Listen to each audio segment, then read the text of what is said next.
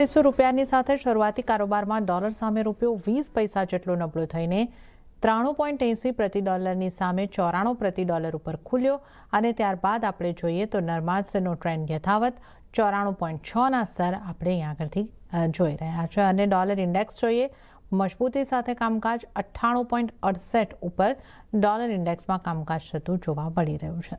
વધુ ચર્ચા કરીશું। એલકેપી સિક્યોરિટીઝના જતીન ત્રિવેદી આપણી સાથે જોડાઈ ગયા છે। જતીનજી, સ્વાગત છે આપનું સીએનબીસી બજાર પર। અને જે રીતે આપણે રૂપિયાની ચાલ જોઈ રહ્યા છે, નરમાશ વધતી જઈ રહી છે, જે રીતે આરબીઆઈએ પોતે જે રિસ્ટ્રિક્શન નાખ્યા હતા એ હટાવ્યા બાદ રૂપિયામાં ફરી નરમાશ વધતી દેખાઈ રહી છે અને 94નું લેવલ પણ હવે ક્રોસ થઈ ચૂક્યું છે। કઈ રીતે આપ આગળ જોઈ રહ્યા છો રૂપિયાની ચાલને?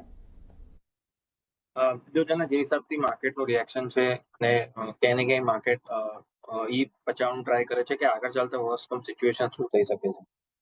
એકવાર માટે આરબીઆઈ રબ કર્યું હતું, પણ હવે પાછું થોડુંક એમાં પાર્શિયલ રોલબેક કર્યું છે પોલિસીને, બેંકોને જે ડોલરના ઉપર જે પ્રભાવિત કર્યું હતું। તો હવે ક્યાંય ને ક્યાંય પાર્શિયલ રોલબેકના કારણથી રૂપિયા પર થોડોક પ્રભાવિત વીકનેસનો કારોબાર છે અને સાથે સાથે મેઇનલી પ્રેશર જે છે એ ક્રૂડ ઓઇલ કાચા તેલના તરફથી છે, કેમ કે કાચું તેલ પાછું હવે $100 ઉપર છે બ્રેન્ટમાં અને WTI પણ ક્યાંય ને ક્યાંય 93-94 પાસે ટ્રેડ। તો આ બધી વસ્તુનો ઉલ્લેખ જ બને છે કે માર્કેટનું રિએક્શન અહીંયાથી નેગેટિવિટીના સાથે બચાવવાનું ટ્રાય કરે છે અને વર્સ્ટ સિચ્યુએશન શું થઈ શકે છે એનું આઉટકમ જે છે ક્યાંય ને ક્યાંય એડજસ્ટ કરવાનું ટ્રાય કરી શકે છે। તો યુએસ ને ઇન્ડિયાની જે ડીલ થવાની છે જેના માટે વાતચીત થઈ શકે છે અને વાતચીત થવાની છે એના પર થોડું પ્રભાવિત રહેશે માર્કેટનું રિએક્શન અને સાથે સાથે ડોલર ઇન્ડેક્સ પણ હાયર સાઇડ પર છે 98-50 આજુબાજુ। તો આ બધી વસ્તુનું પરિબળો ક્યાંય ને ક્યાંય રૂપિયાને નરમાશ તરફ લઈ જાય છે। સપોર્ટ મેજર્સ જે આવી શકતા હતા એફઆઈએસના ઇન્ફ્લોથી એ પણ ક્યાંય ને ક્યાંય પાછું હોલ્ડ થતું દેખાયું છે, તો એના કારણથી હવે પ્રેશર હજી પણ બનતું રહી શકે છે આગળ ચાલતું।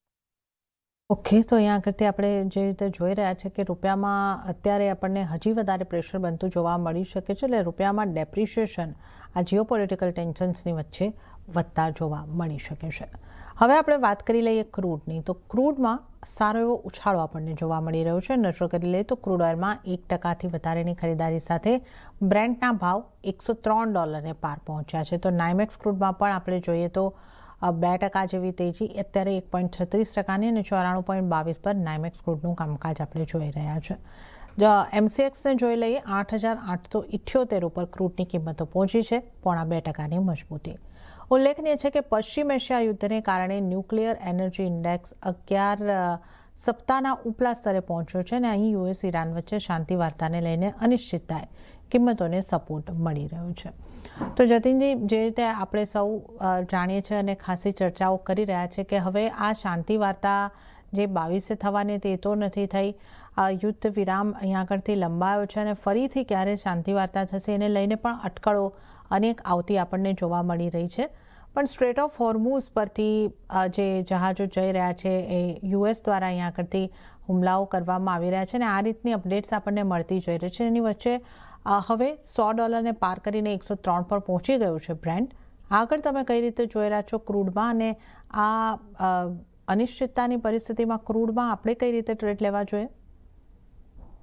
જો અનિશ્ચિતતાઓ બનેલી છે, માર્કેટના અંદર રિએક્શન પણ ક્યાંય ને ક્યાંય ક્રૂડ ઓઇલને લઈને વોલેટાઇલને સાથે છે અને જ્યાં સુધી 90ના નીચે નથી જતું બ્રેન્ટ ત્યાં સુધી અહીંયા પેનિક જે છે એ ક્યાંય ને ક્યાંય થોડુંક રહી શકે છે અને અપડેટ જે હિસાબથી આવશે એ હિસાબથી માર્કેટનું રિએક્શન દેખાઈ રહ્યું છે। હમણાં એઝ ઓફ નાઉ અપડેટ જે છે ક્યાંય ને ક્યાંય નેગેટિવ સેન્ટિમેન્ટ માટે છે, ક્રૂડ ઓઇલ માટે પોઝિટિવ અને બાકી બધા એસેટ્સ માટે નેગેટિવ સાઇડના સેન્ટિમેન્ટ છે। ઈરાનના તરફથી બસ એક જ સ્ટેટમેન્ટ છે કે યુએસના સાથે કોઈ વાર્તાલાપ કરવા તૈયાર નથી અને મેઇનલી એને એ જ ઇન્ટરેસ્ટ રહેશે જ્યારે યુએસ જે છે એ ક્યાંય ને ક્યાંય સ્ટેટ ઓફ હોર્મઝને લઈને જે બ્લોકેજ એને લગાડી રાખ્યું છે એ એનાથી પાછળ હટી જાય તો આગળ વાત વધશે, એવી રીતે એની સ્ટેટમેન્ટ છે। તો આના પાછળ માર્કેટનું રિએક્શન એ છે કે ક્રૂડ ઓઇલને હજી સપોર્ટ મળી રહ્યો છે, કેમ કે એક બાજુથી યુએસ પોતાનું બ્લોકેજ બતાવે છે, બીજી બાજુ ઈરાન ઓલી તરફથી શિપમેન્ટને નથી આવવા જવાનું રોકાણ કરે છે અને બે શિપમેન્ટ પણ અમુક એને કેપ્ચર કરી છે હમણાં ન્યૂઝમાં હતું। તો ડેફિનેટલી આ બધી વસ્તુઓ પોઝિટિવ સાઇડના સંકેતો આપી રહ્યા છે। આપણા ઘરેલું બજારમાં સ્પેશિયલી જોવા જશું તો કાચા તેલને પોઝિટિવિટી સાથેના સંકેત જે છે એ કન્ટિન્યુ રહેતા દેખાઈ રહ્યા છે। 8500ના ઉપર જ્યાં સુધી ટ્રેડ કરે છે ત્યાં સુધી પોઝિટિવ આઉટલુક પકડીને ચાલુ અને 9,000-9,200 સુધીના લેવલ્સનું એક્સપેક્ટેશન રાખવું મે કોન્ટ્રાક્ટ જે છે। આગળના જે કોન્ટ્રાક્ટ જે છે એ પણ હજી ડિસ્કાઉન્ટમાં છે, કેમ કે કરંટ જે કોન્ટ્રાક્ટ છે ને કરંટ જે પ્રોમિસીસ હોય છે કાચા તેલને લઈને, એનું પ્રીમિયમ જે છે એ વધતું દેખાય છે. સો કરંટ કોન્ટ્રાક્ટ જે છે એમાં જ ક્યાંય ને ક્યાંય પ્રીમિયમ રહેશે, અને ફ્યુચર કોન્ટ્રાક્ટ જે આગળના ફોરવર્ડ કોન્ટ્રાક્ટ છે એમાં થોડુંક ડિસ્કાઉન્ટ કન્ટિન્યુઅસલી બનેલું રહેશે. ઓકે, તો ક્રૂડ માટે તમારે જે સ્ટ્રેટેજી રાખવાની છે 8,500 જ્યાં સુધી સસ્ટેન છે ત્યાં સુધી બાય કરીને તમે ચાલી શકો છો, અને ટાર્ગેટ જે છે એ તમને 9,000-9,200 સુધીના કરંટ કોન્ટ્રાક્ટમાં બનતા જોવા મળી શકે છે. તો ક્રૂડ પર ખરીદી કરીને ચાલવાની સલાહ બની રહી છે. હવે વાત નેચરલ ગેસની જો કરી લઈએ તો શરૂઆતી કારોબારમાં સ્થાનિક બજારમાં નેચરલ ગેસમાં લગભગ ફ્લેટિશ કામકાજ અત્યારે આપણને જોવા મળી રહ્યું છે. 255ના સ્તર પર અહીંયા આગળથી કામ આપણે જોઈ રહ્યા છે. ફ્લેટ ટુ પોઝિટિવ કારોબાર અહીંયા આગળથી નેચરલ ગેસમાં દેખાઈ રહ્યો છે. જતીનજી, આ નેચરલ ગેસને તમે કેવી રીતે જુઓ છો અને અહીંયા તમારી સલાહ કઈ રીતની બનશે? નેચરલ ગેસનું કાઉન્ટર થોડુંક વોલેટાઇલ વધારે છે, બટ જો કે હમણાં સેલિંગ જે છે એ કન્ટિન્યુઅસલી એમાં જોવા મળી છે. છેલ્લા 1-1.5 મહિનાનો આપણે પ્રાઇસનો આઉટલુક જોઈ લઈએ તો ક્યાંય ને ક્યાંય વીકનેસના સાથે જ એના અંદર કારોબાર થયો છે. ઓફ લેટલી 2-3 દિવસથી કંઈક 250 અને 240ના રેન્જમાં સપોર્ટ લેતો જોવા મળી રહ્યું છે નેચરલ ગેસનું counter. But overall sentiment wise અગર જોવા જઈએ તો હજી પણ બહુ વધારે કંઈ ખાસું કંઈ એના અંદર પોઝિટિવિટીના સાથેનો કારોબાર નથી દેખાતો.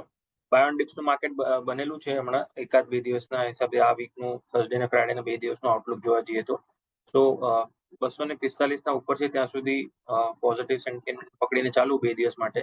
252 પાસે કમ્ફર્ટ ઝોન છે એન્ટ્રી લેવા માટે, અને હાયર સાઇડ પર 265 સુધીના ટાર્ગેટ રાખીને ચાલી શકાય છે. ઓવરઓલ જે બી મિડલ ઇસ્ટનું કોન્ફ્લિક્ટ છે એના પાછળ નેચરલ ગેસને કોઈ સપોર્ટ નથી મળ્યું, એના કારણથી આ ક્યાંય ને ક્યાંય અટકાયેલો પડ્યો છે. જ્યાં સુધી કોઈ બીજા ડિસ્રપ્શન સામે નથી આવતા ત્યાં સુધી નેચરલ ગેસના પ્રાઇસીસ આવી રીતે જ થોડા વોલેટાઇલિટી સાથેના જ કારોબાર સાથે જોવા મળી શકે.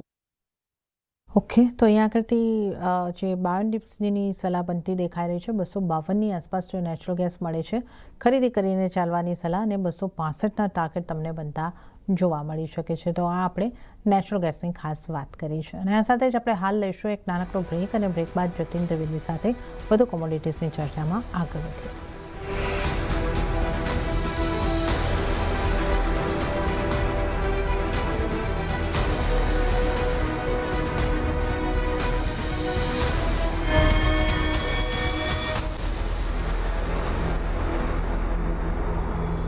બ્રેક બાદ કોમોડિટી લાઈવમાં આપનું ફરી એક વખત સ્વાગત છે, અને આજે આપણી સાથે ચર્ચામાં જતીન ત્રિવેદી જોડાયેલા છે.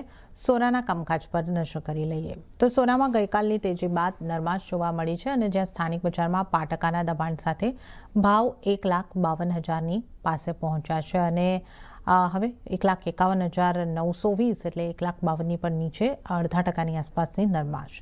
અને કોમેક્સ ગોલ્ડને આપણે જોઈ લઈએ તો 4700ની આસપાસ 0.5%ની નરમાશ સાથે કામકાજ.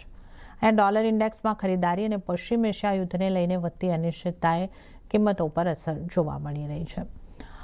જતીનજી, સોનાને કઈ રીતે જોઈ રહ્યા છો? ગઈકાલે થોડી એક આપણે જોઈ હતી મજબૂતી બતાવી હતી, પણ આજે ફરી એક વખત સોનું નરમાશ સાથે કામકાજ કરી રહ્યું છે. તો સોનાને કઈ રીતે તમે જોઈ રહ્યા છો, અને હવે સોનામાં કઈ રીતની સ્ટ્રેટેજી રાખવાની તમારી સલાહ રહેશે? જો જે હિસાબથી માર્કેટનું રિએક્શન રહેશે ને, હમણાં વોલેટિલિટીના સાથે જ કારોબાર રહેશે, અને થોડુંક વીકનેસ તરફનું રુઝાન રહેશે, કેમ કે જેટલું ક્રૂડ ઓઇલ પોઝિટિવ રહે છે એટલું બાકી બધા એસેટ ક્લાસીસને ક્યાંય ને ક્યાંય સપોર્ટ જે છે ઓછો મળશે.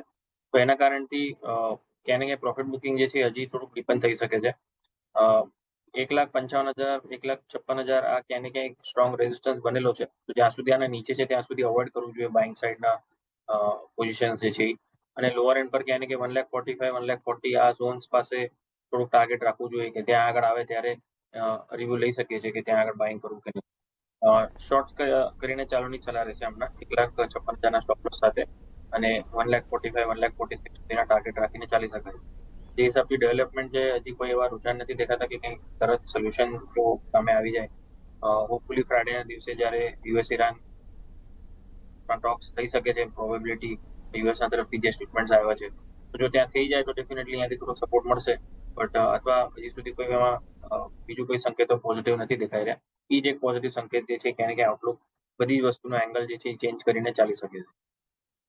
ઓકે, તો હવે શાંતિ વાર્તા કઈ રીતની થાય છે યુએસ અને ઈરાન વચ્ચે એના ઉપર ખાસ નજર બનેલી રહેશે, પણ અત્યારે તમને સેલ સાઇડ રહેવાની સલાહ બની રહી છે અને નીચેની તરફ 1,45,000 અને એની નીચેના ટાર્ગેટ તમને સોનાની અંદર બનતા જોવા મળી શકે છે. તો નરમાશ તરફનું વલણ સોનાની અંદર જોવા મળી શકે છે. તો સોના બાદ ચાંદીની પણ વાત કરી લઈએ તો સોનાને પગલે ચાંદીમાં પણ દબાણ આવતા સ્થાનિક બજારમાં કિંમતોમાં ઘટાડો આવ્યો છે અને 2% આસપાસના ઘટાડા સાથેનું કામકાજ આપણે જોઈ રહ્યા છે. 2,43,453ના સ્તર આપણને જોવા મળી રહ્યા છે અને વૈશ્વિક બજારમાં પણ 2.25%થી વધારેનું દબાણ બની રહ્યું છે અને 75.86 પર ચાંદી પહોંચતી દેખાઈ રહી છે. ચાંદીમાં ઝડપી ઘટાડો દેખાઈ રહ્યો છે. જતીનજી, કઈ રીતે ચાંદીને જોઈ રહ્યા છો અને ચાંદીમાં શું કરવું જોઈએ? તો ચાંદી પણ પ્રોફિટ બુકિંગના દોરમાં જ છે. હાયર સાઇડ પર સસ્ટેન નથી કરી રહ્યું ગોલ્ડના જેમ. કેપ થઈ જાય છે, એક લિમિટ થઈ જાય છે ઉપરમાં. $80 ઉપર ક્રોસ કરવું બહુ ડિફિકલ્ટ છે હમણાં ફિલહાલ ચાંદી માટે. અને જ્યારે બી 80 પાસે આવે છે ત્યારે તરત એના અંદર પ્રોફિટ બુકિંગ જોવા મળી રહ્યું છે. વીકલી બેસિસ પર $80 ઉપર ક્લોઝ થશે અને પછી નવી તેજી બનશે એના અંદર. લોઅર એન્ડ પર ક્યાંય ને ક્યાંય 2,35,000 2,30,000 સુધીના લેવલ્સ જે છે એ જોવા મળી શકે છે પહેલા. સો ક્યાંય ને ક્યાંય આઉટલુક જે છે થોડુંક નેગેટિવ સાઇડનું સેન્ટિમેન્ટથી જ જોવાનું.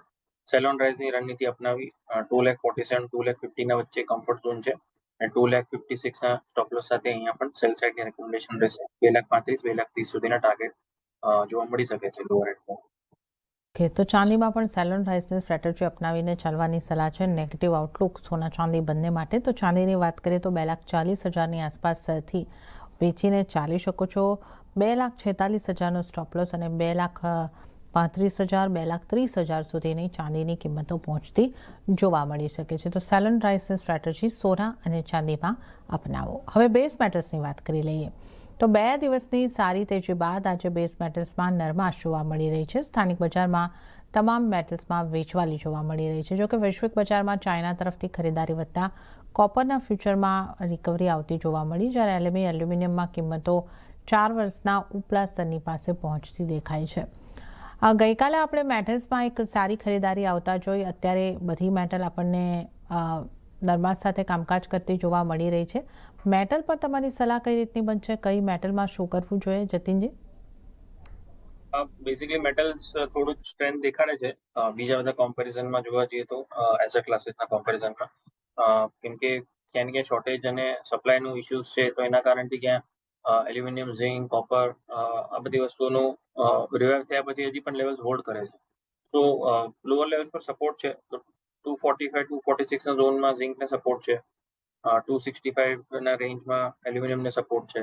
1250ના રેન્જમાં કોપરને સપોર્ટ છે. તો આ સપોર્ટ લેવલ્સના આજુબાજુ મળે ત્યારે એના અંદર બાય સાઇડનો વિચાર કરીને ચલાય.